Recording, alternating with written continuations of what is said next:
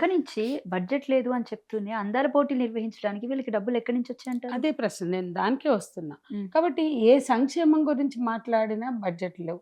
ఏ గ్యారంటీల గురించి మాట్లాడినా బడ్జెట్ లేవు. ఏ అంశం గురించి మాట్లాడినా ఒకటే సమాధానం నిధులు లేవు. సింహభాగం ని నిధులు ప్రాజెక్టులకు ఖర్చు పెట్టారు. వాటికి ఇంట్రెస్ట్‌లు కడుతున్నాం. ఈ రకంగా చాలా విషయాలు మాట్లాడుతున్నారు. హ్మ్.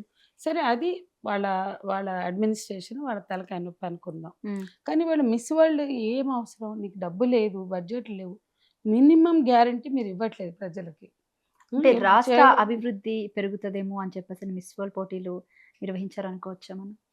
అదే ఏ అభివృద్ధి జరుగుతుందని వాళ్ళు ఆశిస్తున్నారో గానీ, ఎవరి అభివృద్ధి జరుగుతుందని వాళ్ళు కోరుకుంటున్నారో గానీ, మిస్ వరల్డ్ అనేది కార్పొరేట్‌ల కోసమే.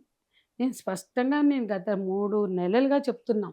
ఏ యుద్ధమైన, ఆపరేషన్ కగార్ అయినా, ఆపరేషన్ సింధూర్ అయినా, మిస్ వరల్డ్ షోకేస్ అయినా ఇవన్నీ కూడా ఖచ్చితంగా కార్పొరేట్‌ల కోసమే.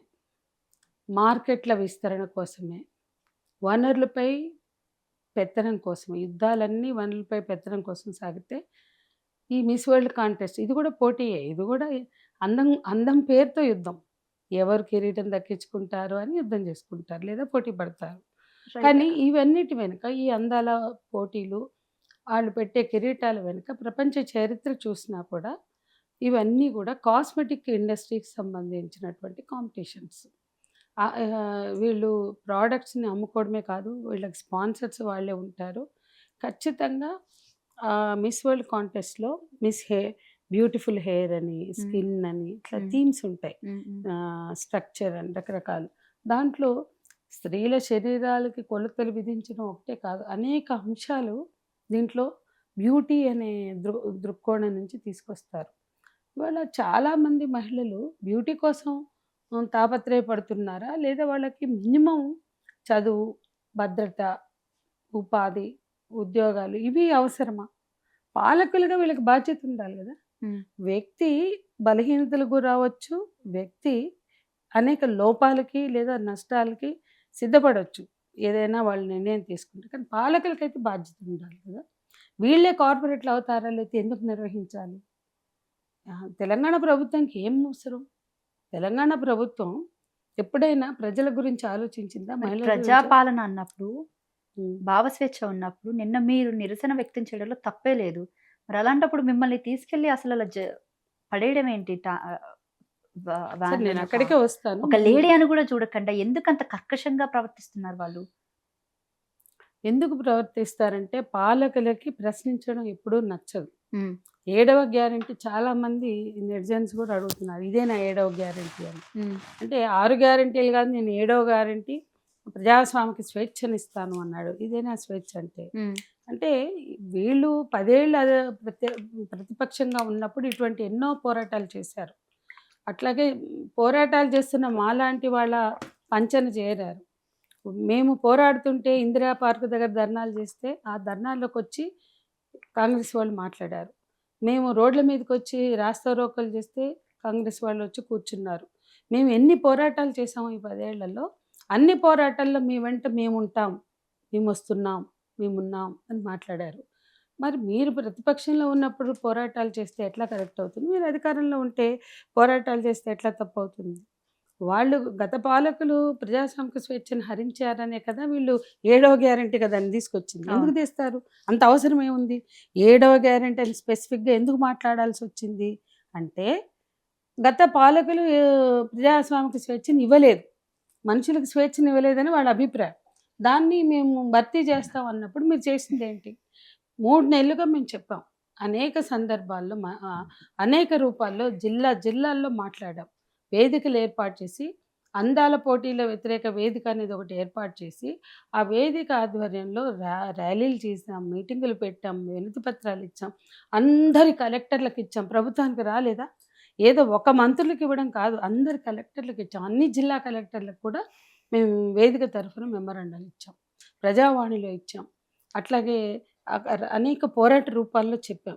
కానీ ఈరోజు కూడా మహిళల ఆకాంక్షలు అందాల పోటీలు కాదు. మీరు వేసిన ఉచిత బస్సుల్లో ప్రయాణించే ఆడవాళ్ళని మీరు కనుక్కోండి. ఏదైనా అనేక సంస్థలు ఏర్పడ్డాయి కదా, మీడియా సర్వేలు చేస్తుంటాయి కదా. మీరు తెలంగాణలో సర్వే చేయండి, ఏ మహిళలైనా అందాల పోటీలు కోరుకుంటారేమో చెప్పండి అని కూడా అన్నాం. కానీ ఏమి చేయకుండా ఒక రకంగా ప్రభుత్వం మేము నిర్ణయించుకున్నాం, దుబాయ్‌కి పోయే అందాల పోటీల వేదికని మేము హైదరాబాద్‌కి తీసుకురావడమే తెలంగాణ ప్రజలు గర్వించాల్సిన విషయంగా వాళ్ళు మాట్లాడారు.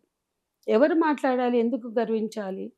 అంటే ఉపాధి లేక, ఉద్యోగాలు లేక ఆత్మహత్యలు చేసుకుంటున్నందుకు కుటుంబాలు చచ్చిపోతున్నాయి.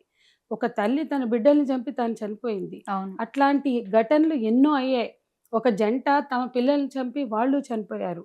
అంటే ఉద్యోగ భద్రత లేక, ఉపాధి భద్రత లేక, ఆకలి సమస్యలను ఎదుర్కోలేక ఎంతోమంది కుటుంబాలు చచ్చిపోతుంటే, ఈ ఇవాళ మహిళలు భద్రత కరువై హింసకు బలవుతుంటే, అత్యాచారాలకు బలవుతుంటే, ఇన్ని సమస్యలు పక్కన పెట్టి రైతాంగ ఆత్మహత్యలు, చేనేత కార్మికుల ఆత్మహత్యలు ఇట్లా చెప్పుకుంటూ పోతే అనేక సమస్యలు ఈ రాష్ట్రంలో ఉన్నాయి.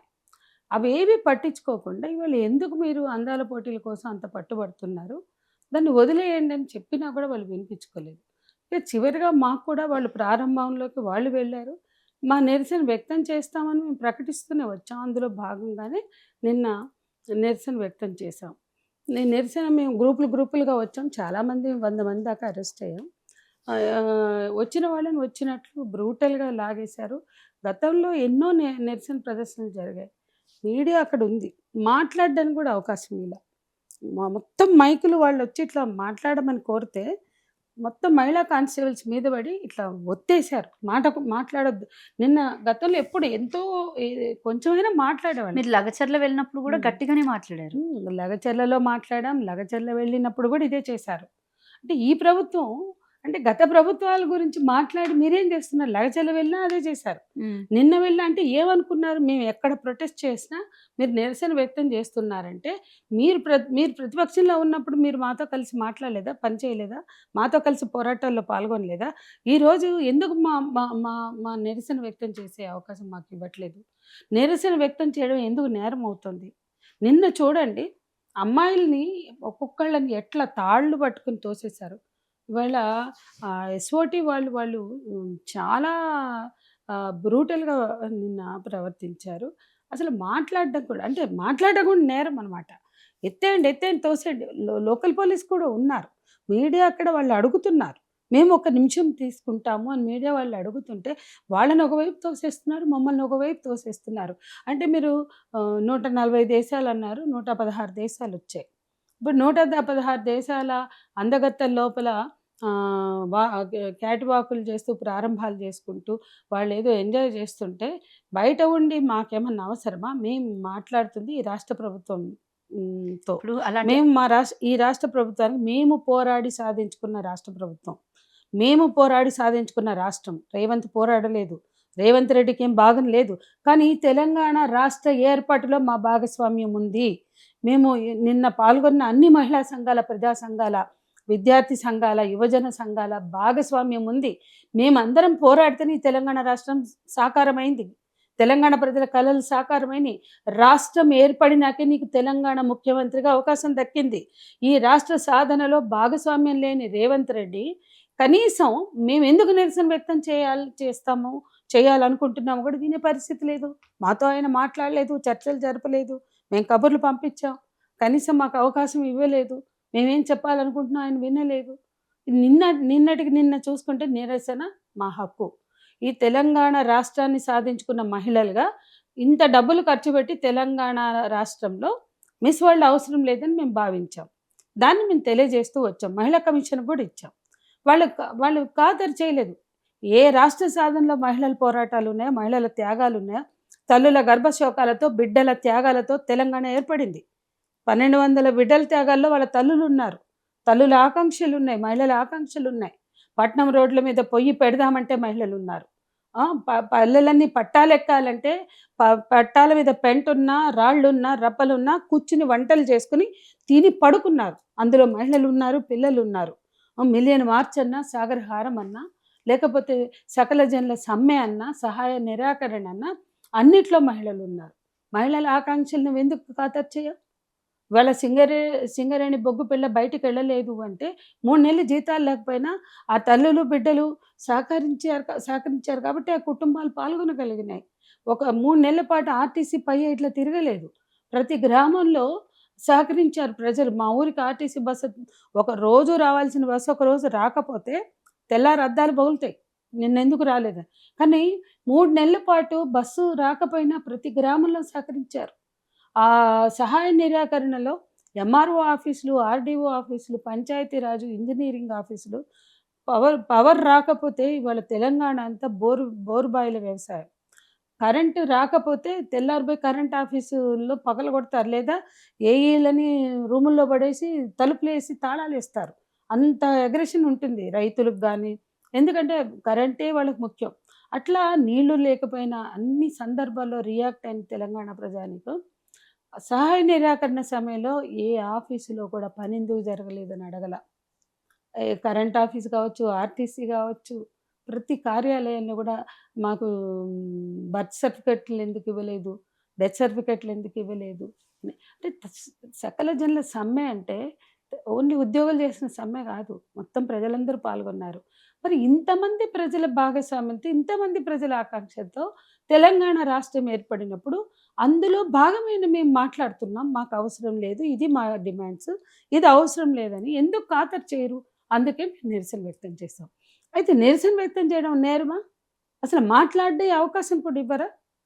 నిన్న ఎట్లా తీసుకెళ్లారు?